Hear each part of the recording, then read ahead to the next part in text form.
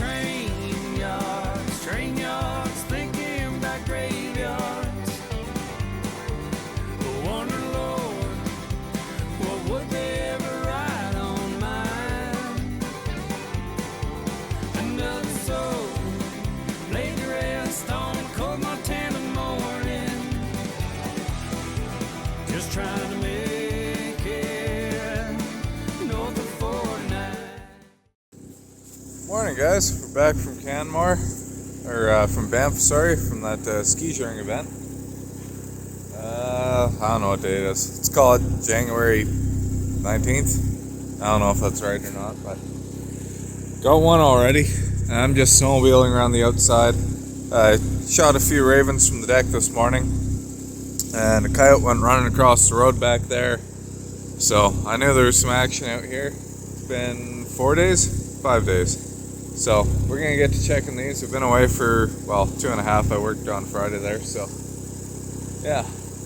We're gonna get to checking these and see how many more there is. Hopefully we have some luck, because this was a spot right behind our house where we got those smart ones that aren't cooperating, and that one running across the road was probably exactly that. So hopefully we got a few other ones in here. That looks like a pretty coyote, but we'll pick them up, we'll throw them in, and take them back to the garage. Stay tuned. Okay guys, well, just got into the bait.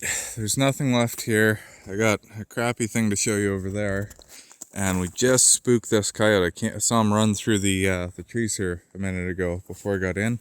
He just got hit with the snare, so I'm gonna quickly dispatch him, and then I'll keep cruising through here. We'll check all these snares. Okay, so I got this guy put down. It was a perfect catch. He was already laying down by the time I got to him. So yeah, it wouldn't have taken very long. This one's got a spring on it. Unfortunately, it's going to skew our results, because how I dispatched him is going to cause a whole bunch of bruising on the bottom here. So this one's not going to help our study here, our little research thing going on. But I see we got another coyote there. I'm just going to toss this one out of the way.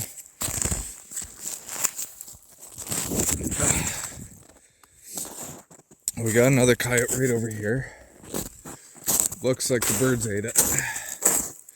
And there's a snare. You can see how much snow has settled. So now we got to move this snare down. It's a game we have to play here.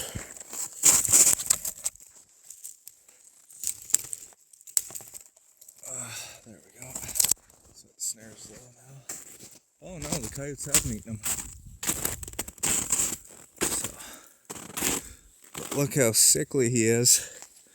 This one did not get caught well.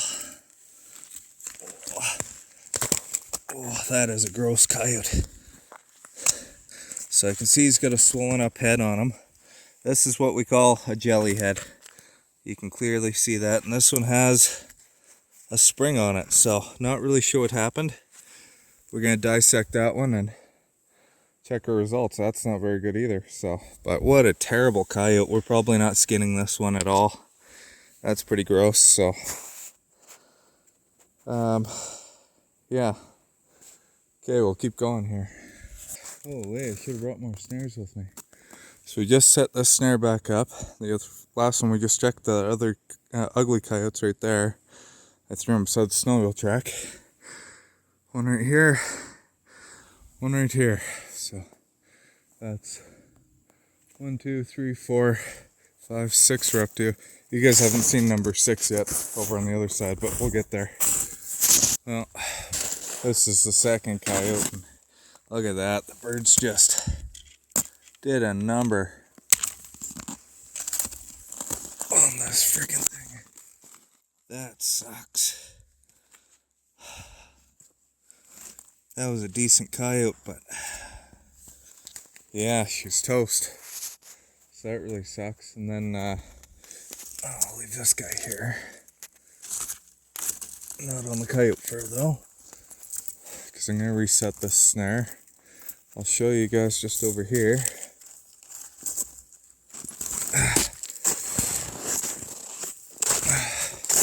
There's a third snare in the same area.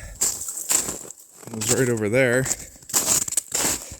I'm not quite sure what happened to that, so let's take a look.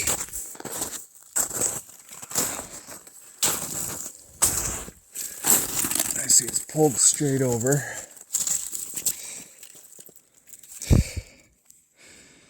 And the breakaway is not opened. Not sure what happened to it, but it's must have caught something, whether they had a piece of meat in their mouth or a stick or what. But there's no hair on that the spring or the trigger at all, or the spring of the lock at all. So I'm not sure. It could have even been deer coming through. I don't see any moose tracks, or I'd say moose, but looks like a moose went through there.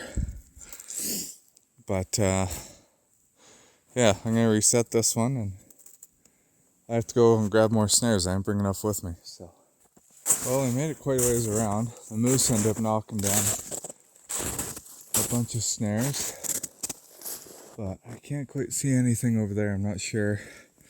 But I do see one right here. So, we'll pull him out. You can see all the moose tracks here.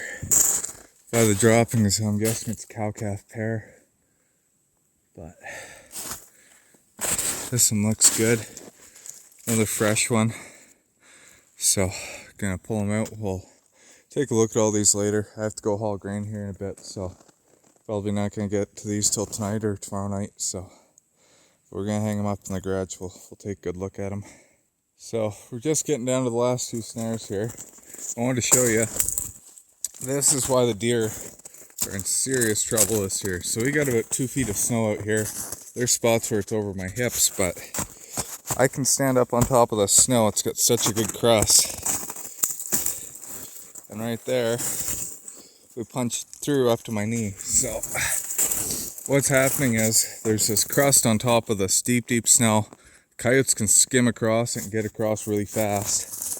The deer are just going to punch through, and then on top of that, that crusty layer is cutting up their shins really bad, and it's leaving trails of blood everywhere they walk. We don't have any deer around here, but if I snowmobile off to the bush to the south here, I can show you. I know they're yarded up in there, and if we went around all those deer trails, all you'd see is dots of blood, hair and blood, all around those trails where they're coming off their main trails and cutting through the snow because coyotes are chasing them. So that's why we're after coyotes so hard this year. Well, actually, I'm not even after them that hard, but I'm starting to set a lot more out. But want to knock those numbers down because we're going to have a huge winter kill-off here. We're going to need as many fawns surviving this spring as we can to keep the herd up. This will be good for the muleys. Muleys are going to do really well here, but the whitetails are gonna take a pretty good hit. So, just trying to do our part to kind of balance things out.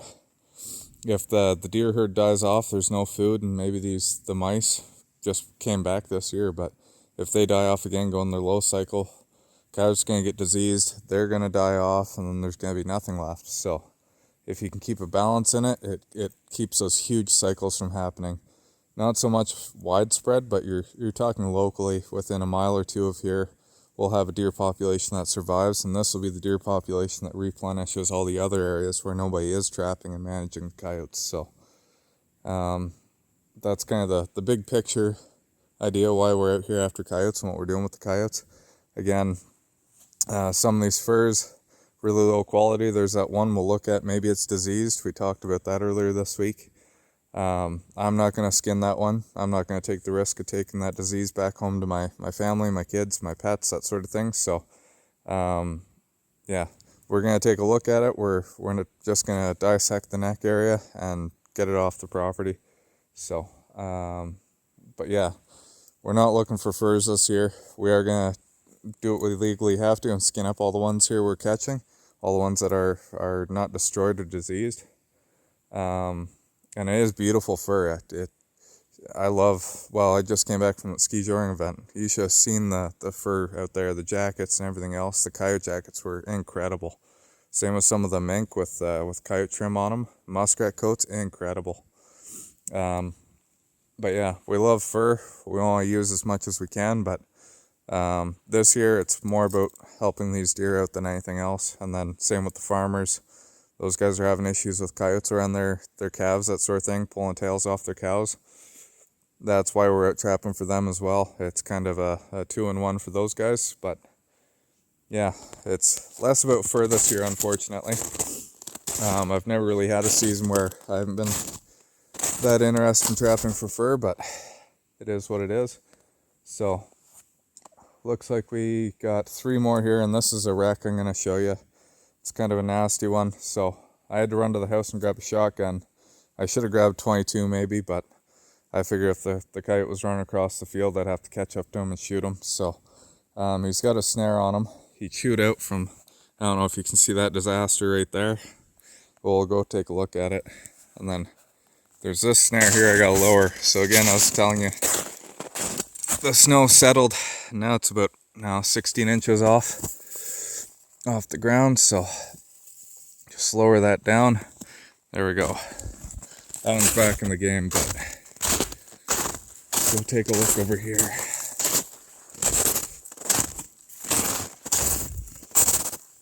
So, we got a snare here he didn't get caught in. They've been going around that one, but he went into there, and it's kind of a crappy little tight spot. So, what do we got here? And that's the problem. I got really smart coyotes in here because I've been trapping for so long. Got one of the whammies that's too big for the snare. That could be part of the problem. But I end up twisting and chewing out by the looks of it. So I was taking that first snare, or that first coyote out of the snare that we'd seen with the snowmobile when we started this video. And I thought I heard something. I came around the corner with the snowmobile and there's a coyote running through the thing here. I could see it had a snare on. So, like I said, I ran home, got the shotgun. I wasn't sure what to expect. And I didn't want to be firing rifle across the field. It's really flat here and we do have neighbors.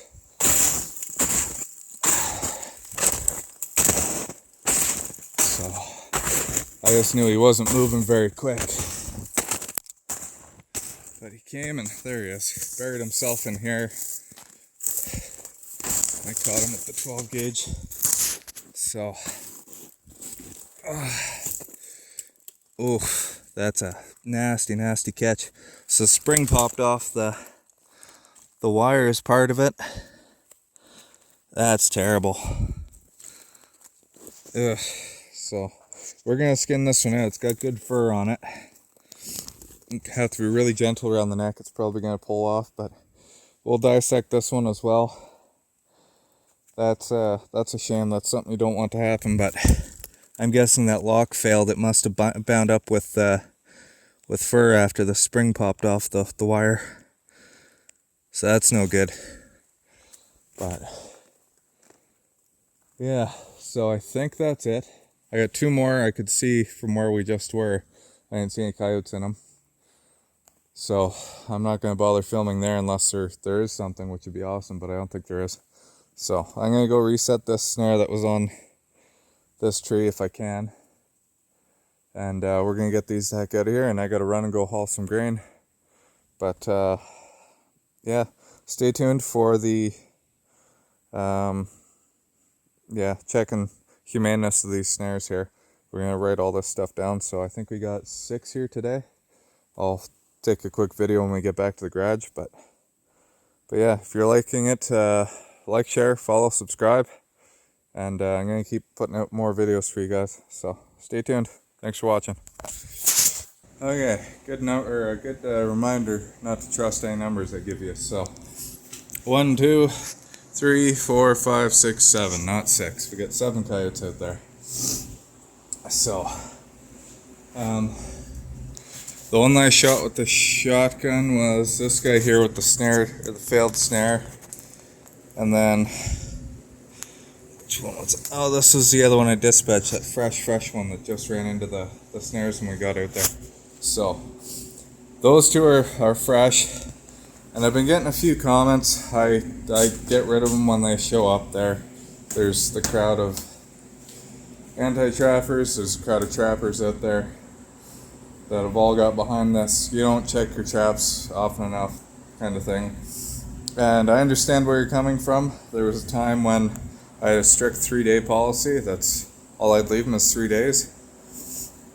Back then, I could pay off my fuel and that sort of thing, but like I said, this year I'm not trapping for fur.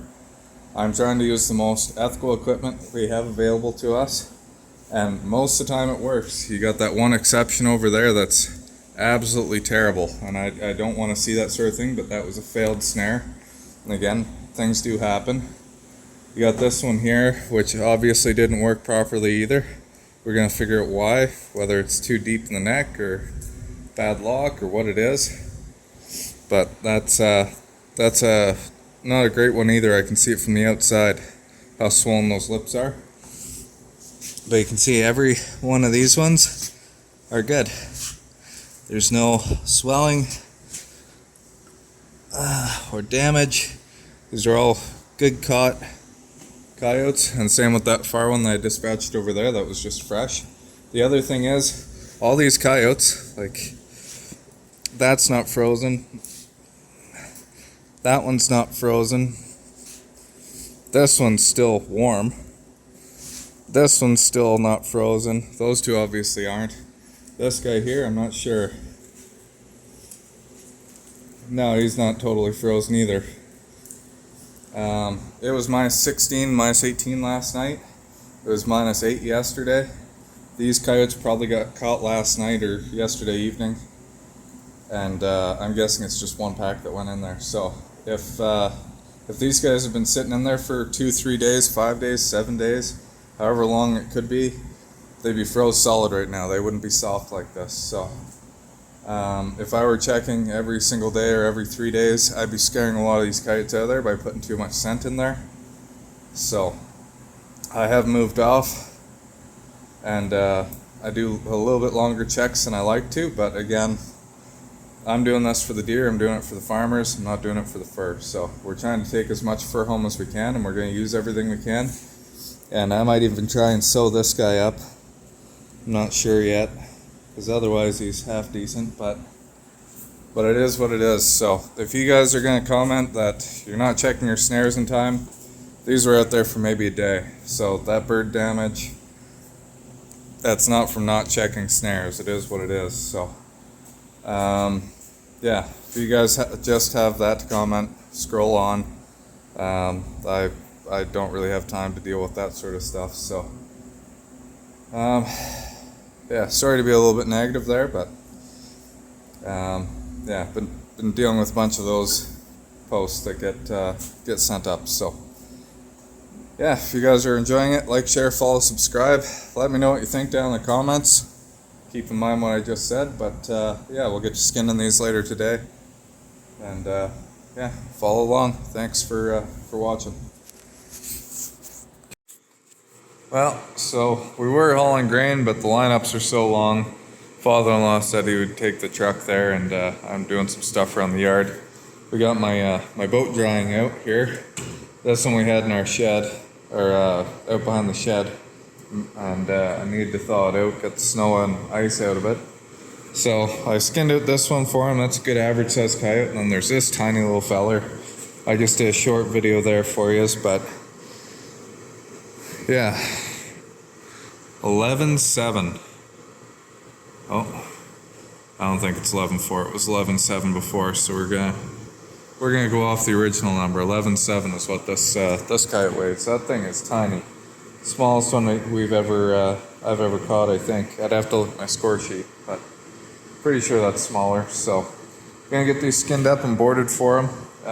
Just because he has these radiant heaters here. These coyotes go green really fast, so just want to get them done before any of the fur starts slipping.